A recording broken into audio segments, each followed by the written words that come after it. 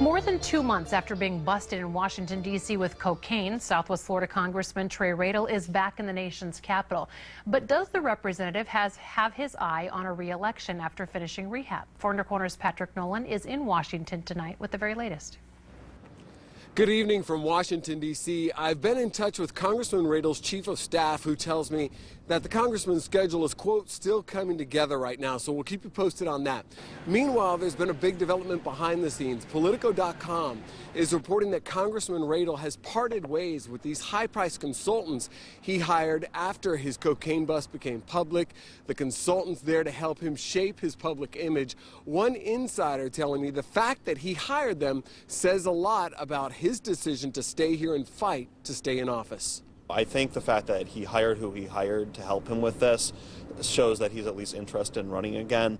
And word tonight here at the Capitol is that Congressman Radel has hired a very well-regarded attorney to help him out as the House Ethics Committee investigates his activities. I've been asking one of the political writers here in town, what does that mean and just how far can they go? And she says it's essentially kind of like putting him on trial. How deep can they dig into his activities? They'll dig deep. You know, there's an expectation, I'm sure, that he will provide testimony and talk to them about it, and they can call other witnesses as well.